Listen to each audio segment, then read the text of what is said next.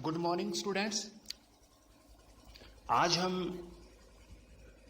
पहले प्रॉपर्टीज कर चुके हैं और कल कुछ डेफिनेशंस करी थी हमने, कुछ डेफिनेशन करी थी, जैसे खनिज वगैरह हमने किया था, है ना। खनिज क्या होते हैं, अयस्क क्या होते हैं, ठीक है। ये चैप्टर जैसे नेम है इसका धातु और अधातुएं। तो बच्चों देखो, धातु और अधातुओं को हम प्राप्त करना चाहते हैं। अब है ना, अब कल मैंने बताया था जो अयस्क होता है, ये देखो थोड़ा कल वाला वीडियो जरूर देखना है। अयस्क की बात की थी मैंने। अयस्क क्या होता है? अयस्क यानी वह खनिज जिससे धातु प्राप्त करना आसान होता है, यानी जिससे धातु को प्राप्त करना क्या होता है बच्चों, इजी होता है और आसान होता है साथ में, और क्या होता है, लाभदायक भी होता है। क्या होता है? लाभदायक। तो देखिए चलो अब क्या करेंगे, वो विधि करेंगे जिसके द्वारा हम अयस्कों से धातु को प्राप्त करेंगे। देखिए बच्चों, नोट करो इन चीजों को। ये दोनों चीजें देखो क्या है, धातु क्रम क्या है, धातुओं को उनके अयस्कों से प्राप्त करने की प्रक्रियाएं यानी प्रोसेस, जितनी भी प्रोसेस होंगी धातु क्रम कहलाएंगी। ठीक है भाई, देखो सिंपल सी बात है। अब हमें जो सोना है, चांदी है, या फिर सीसा है, यानी लेड कह सकते हो, टिन धातु है, प्लेटिनम धातु है, जितनी भी कॉपर धातु है, जितनी भी धातुएं हमें प्राप्त करनी है ना बच्चों, जिंक है, तो ये कैसे प्राप्त करेंगे? तो उस प्रोसेस कल तो बता ही दिया था मैंने कि उनको अयस्कों से प्राप्त किया जाता है। किससे प्राप्त किया जाता है? उनके अयस्कों से। ठीक है, वो अलग अलग अयस्क देखेंगे, क्या क्या अयस्क होते हैं कौन सी धातु के। तो सबसे पहले हम देखते हैं निष्कर्षण क्या होता है।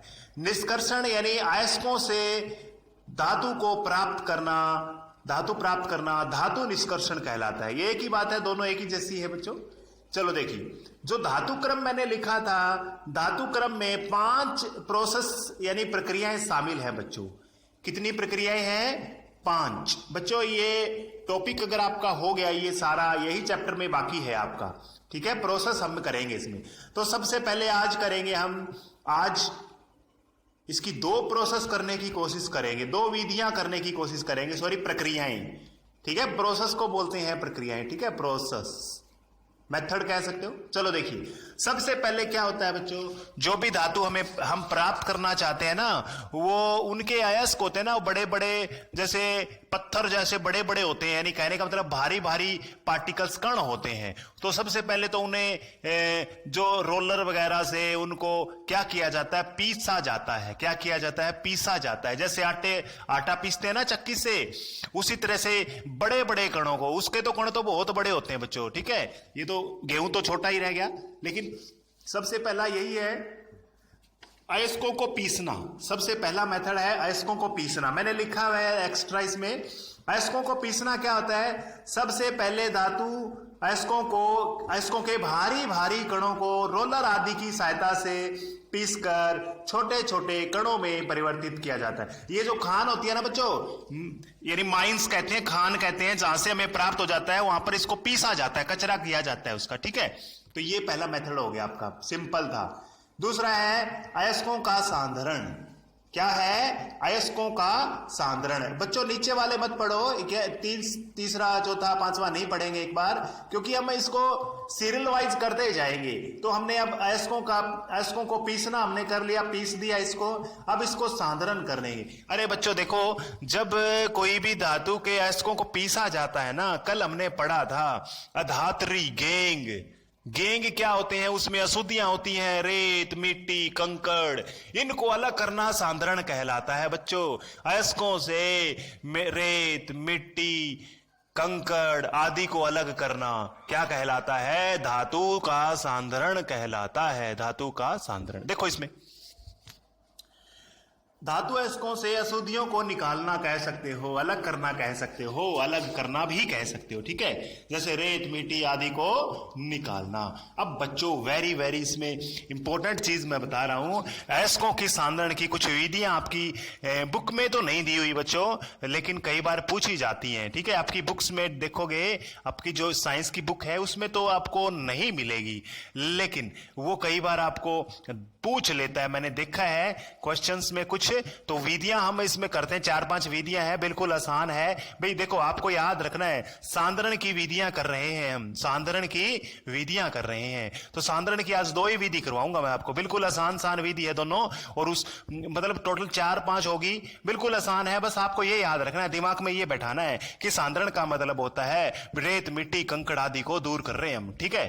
रेत मिट्टी कंकड़ आदि को हम क्या करेंगे, उसको वो कहने का मतलब ये है उसकी वॉशिंग करनी है हमें, ठीक है। देखिए सबसे पहला है बच्चों गुरुत्वीय या गुरुत्व पृथक्करण, गुरुत्वीय या गुरुत्व पृथक्करण। देखो बच्चों क्या होता है सामान्यतः है ना, देखो क्या होती है जो आपकी जो अशुद्धियां होती है ना, वो उसके कण जो थोड़े हल्के होते हैं, और जो आपके धातु होती है वो थोड़ी भारी होती है। तो ये जो मेथड है ना, ये जो मेथड है इसी के लिए इस विधि में हम क्या करते हैं, उसके लिए ये विधि प्रयोग की जाती है जब अशुद्धियों का और धातु अयस्कों का जो घनत्व है वो अलग अलग हो। अलग अलग घनत्व का मतलब बच्चों वजन की बात हम करते हैं इसमें, ठीक है, वजन की बात करेंगे भाई। अगर इसका वैसे घनत्व वजन नहीं होता, मास बाय वॉल्यूम आपने पढ़ा होगा, द्रव्यमान बटे क्या होता है वॉल्यूम यानी आयतन। तो यानी जिसका इसमें यानी आयतन ज्यादा होगा वो कहां जाएंगे, घनत्व जिसका ज्यादा होगा वो कहां गिरेंगे, कम होगा वो,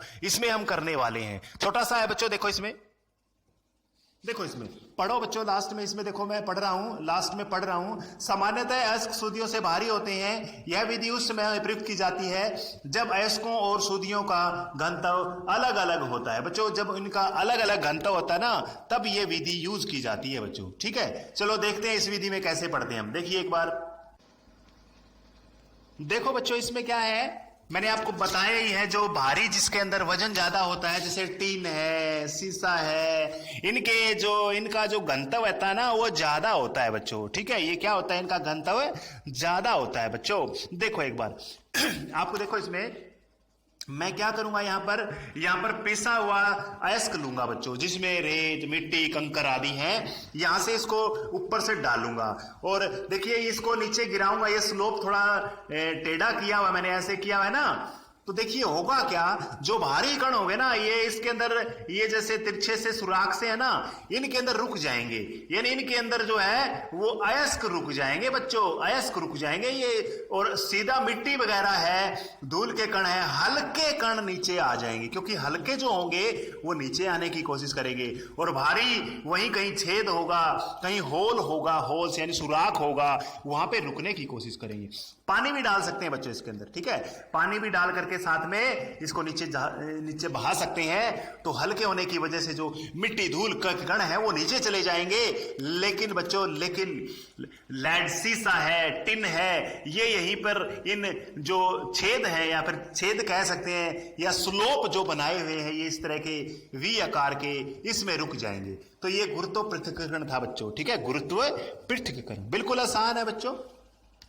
नेक्स्ट करते हैं हम सांद्रण की विधि, चुंबकीय पृथक्करण। कौन सी विधि, चुंबकीय पृथक्करण। देखिए इस विधि का प्रयोग चुंबकीय अयस्कों को सांद्रित करने के लिए किया जाता है, जिसमें चुंबक के गुण होते हैं बच्चों, जैसे लोहा आदि, ठीक है। अब देखिए बच्चों इसमें डायग्राम में मैं आपको समझाना चाहता हूं, जो पीसे हुए वही पिसा हुआ हमने पहली विधि कर ली है, पीसने वाली, पीसे हुए अयस्क को यहां पर डालेंगे और जैसे ही इसमें डालेंगे बच्चों देखिए जिस अयस्क में चुंबक के गुण है, जैसे इसमें एक बात और याद रखनी है बच्चों, ये 2 रोलर है घूमने वाले ये घूम रहे हैं बच्चों, इस तरह से ये बेल्ट है, ऐसे चलेगी, इसमें घूम रहे हैं ये। एक बात ध्यान रखनी है बच्चों, इनमें से एक रोलर क्या है, एक रोलर चुंबकीय गुण वाला है, जिसमें चुंबक के गुण हैं। देखिए ये वाला सेकंड वाला ले रखा है हमने, ऐसे घुमाया है ना, तो ये वाला देखिए होगा क्या बच्चों, जैसे ही हम यहां से इसको डालेंगे तो देखिए जिस अयस्क में चुंबक के गुण होंगे, यानी कहने का मतलब अयस्क में ही होंगे, लोहा की बात करेंगे, तो वो इस रोलर से चिपके रहने की कोशिश करेगा बच्चों।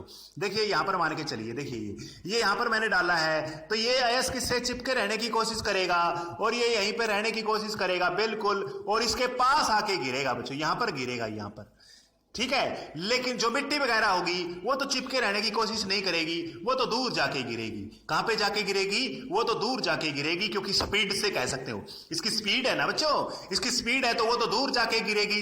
जैसे आप कोई भी हम झूला वगैरह में करते हैं तो झूलते हैं तो क्या होता है, जैसे स्पीड के हिसाब से आगे जाके गिरते हैं। लेकिन बच्चों यानी जो आपको लोहा बताया है वो इससे चिपके रहने की कोशिश करेगा बच्चों, चिपके रहने की कोशिश करेगा और इसके नजदीक आके गिरेगा बच्चों। ठीक है, तो यहां पर क्या गिरा है बच्चों, देखो ध्यान से, बिल्कुल आसान आपने याद करना है। जो आपके पास क्या है, यानी जो आयरन वगैरह है वो आपके पास ये नजदीक वाला इसके अंदर गिरेगा, बिल्कुल पास ढेर बना लेगा। देखिए ये मैंने लिखा है बच्चों, जैसे चित्र में दिखाया गया है, पिसा हुआ अयस्क चलती बेल्ट पर डाला जाता है। यह बेल्ट 2 रोलर पर चलता है। ठीक है, बेल्ट है, चलती है लिख सकते हैं। ठीक है, जिसमें से एक चुंबकीय कणों को आकर्षित करता है, यह आकर्षित करेगा और गेंग कुछ दूरी जाएंगे बच्चों। गेंग देखो यहां पर ये गेंग है ना, गेंग के पार्टिकल यहां पर जाके गिरेंगे। क्यों गिरेंगे?